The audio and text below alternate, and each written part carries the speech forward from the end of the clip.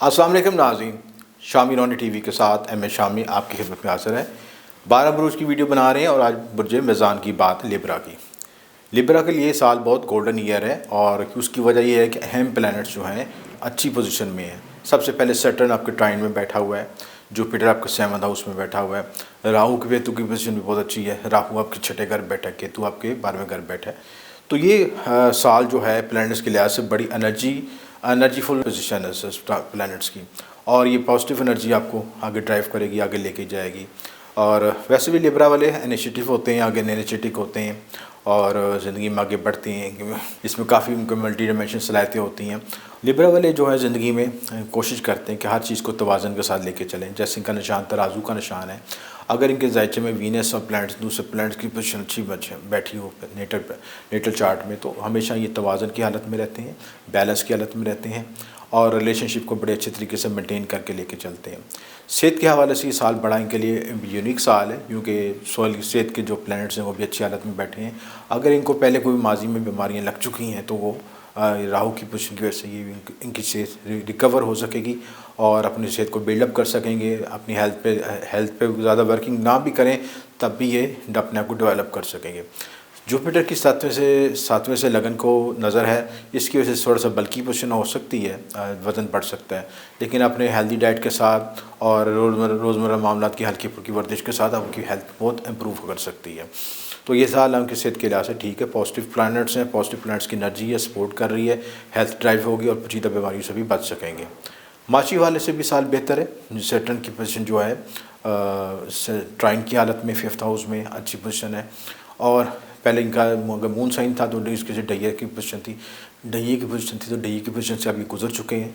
अब इनकी position positive हो चुकी है और ये ट्राइन में सैटर्न की ट्राइन जो लगन के साथ बन रही है, बड़ी एनर्जी देती है और ऐसे आपको गोल्डन अपॉर्चुनिटी मौके मिलते हैं जिसको जो कि आपको पहले नहीं मिले थे, इस साल आपको अवेल होंगे। ज़ोहर की पोजीशन बहुत अच्छी है। ट्राइन में जो सैटर्न बैठा होता है तो आपको लगन को मजबूत भी देता है और लगन के साथ कनेक्शन भी बनाता है, और प्लस ये आपको ऐसे मौके देता है जो आपको पहले ज़िंदगी में अवेल नहीं कर सके।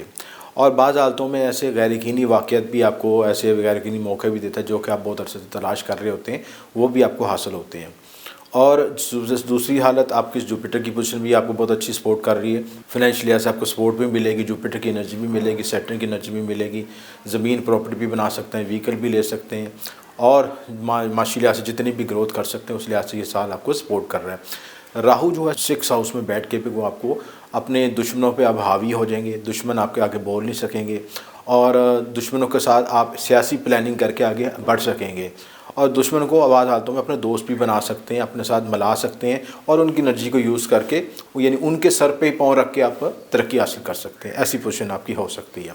तो लिहाज से ये आपका गोल्डन टाइम है, इस लिहाज से इसको अवेल करें और आगे अपने आप को ड्राइव करके चलें। अप्रैल के बाद पोजीशन थोड़ी चेंज होगी, जुपिटर 8th हाउस में आएगा, विरासती अमूर में बेहतरी आ सकती है, मालूम मख्फी के मामले में बेहतरी आ सकती है, लेकिन हेल्थ इशूज़ डेवलप हो सकते हैं और जो कारोबारी मौके पहले आपको मिले थे शराकतदारी के या बिज़नेस के लिहाज से उसमें कमी आएगी, उसमें मसाइल आएंगे और जो पहले जो आपको जिस आसानी से चीज़ें मिल रही थी उसमें मिलना मुश्किल हो जाएगी।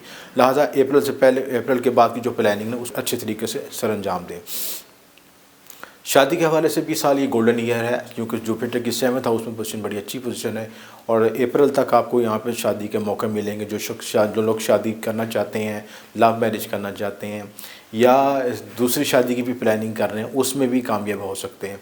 अलबत्ता जो शादी के बाद अप्रैल के बाद कुछ कॉम्प्लिकेशन आएगी, मिसअंडरस्टैंडिंग पैदा होंगी, मसाइल पैदा होंगे। लिहाजा अप्रैल से पहले जो हैं जब तक जुपिटर की पोजीशन चेंज नहीं होती उससे पहले मामला को तय कर लें ताकि किसी कॉम्प्लिकेशन से आप बच सकें। अप्रैल के बाद जब आपको जुपिटर शिफ्ट होगा तो ससुराल से मसाइल आ सकते हैं, हेल्थ इश्यूज़ आ सकते हैं, प्राइवेट पार्ट में मसाइल आ सकते हैं, वेट गेन हो सकता है, कुछ कॉम्प्लिकेशन शुगर और ब्लड प्रेशर के जैसे मसाइल आ सकते हैं। लिहाजा उनमें से पहले से ही अपनी डाइट और मामला को पहले से बैलेंस करके चलें ताकि आप किसी पेचीदगी से बच सकें। सफ़र के लिहाज से भी मौका अच्छा है, अप्रैल तक आपको सफ़र के मौके मिलेंगे और सफ़र के अप्रैल के बाद जो है आपको इमिग्रेशन के मौके भी मिल सकते हैं, बैरून मुल्क सफ़र सेटल भी हो सकते हैं। इंसान के लिहाज से भी आपको ज़ाहिर आपको सपोर्ट करेगा और आपको चांस मिलेगा कि बैरून मुल्क भी आप सेटल हो सके। इमिग्रेशन जो लोग कनाडा वगैरह की प्लानिंग करते हैं, दूसरे मुल्क की प्लानिंग करते हैं, उसमें भी मकासद में कामयाब हो सकते हैं। औलाद के हवाले से भी बेहतर है, औलाद नरीना के हवाले से भी ज़ायचा बेहतर है। इस साल आपको औलाद नरीना भी हो सकती है। और जो है, जो लोग औलाद के लिए कोशिश कर रहे थे, उनके एजुकेशन के लिए, उनके रिश्तों के मामलों के लिए, उन मामलों में भी कामयाबी हासिल हो सकती है। तो लिहाजा ओवरऑल की साल आपके लिए गोल्डन चांस है, गोल्डन ईयर है आपके लिए। मुख्तलिफ पॉजिटिव एस्पेक्ट्स बनेंगे, ठीक है। सिर्फ अप्रैल के बाद जुपिटर की पोजीशन को बैलेंस कर लें, जुपिटर के सदक़ात दे दें। राहु केतु की पोजीशन भी अच्छी है, सैटर्न की पोजीशन भी अच्छी है। तो ओवरऑल ये साल आपके लिए गोल्डन ईयर है और इसमें आपको इनिशिएटिव करके बढ़ सकते हैं। घर और विरासत के लिहाज से भी चांस आपको मिलेगा। जब जुपिटर अप्रैल के बाद 8वें घर में शिफ्ट होगा तो आपको विरासती मामलों में भी तरक्की आ सकती है। कोई पेचीदा विरासती मसाइल हल हो सकते हैं। इसके से आप अपना उन्हीं पैसों का इस्तेमाल करके वसाइल को हासिल करते अपना ज़मीन प्रॉपर्टी या गाड़ी ले सकते हैं, जो मामलों में कामयाबी हासिल हो सकती है।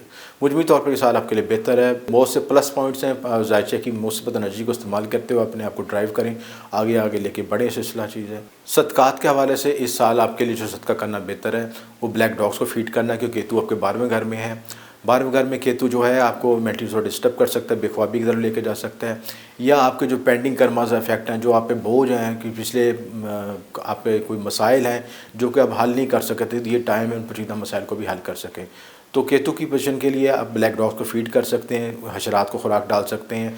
आप किसी सर्दियों में किसी गरीब मुस्तक शख्स को उस रज़ाई लेके दे सकते हैं, कंबल लेके दे सकते हैं, ब्लैक और वाइट कलर के डब्बों वाला कंबल लेके दे सकते हैं। ये सारे रेमेडीज़ केतु के लिहाज से, इससे कि नींद की बेख्वाबी भी ख़त्म होगी और बेचैनी भी ख़त्म होगी। इसी तरह अगर जो है आप वजीफ़े के लिहाज से जो वजीफ़ा पढ़ना चाहते हैं, या काफ़ी या गनियों वजीफ़ा पढ़ सकते हैं 600 मरतबा अव्वल आखिर दुरूद शरीफ के साथ। ये पढ़ना आपके लिए बेहतर है। ये तमाम मामलों को करें तो इंशाअल्लाह साल आपके लिए बेहतरीन मुबारक रहेगा। इस वीडियो में तमाम बुनियादी खुलासा आपको बता दिया गया है। लिब्रा के हवाले से कोई बात ना समझ लगे तो दिए नंबर पर रब्ता कर सकते हैं। आपका शुक्रिया। M A Shami.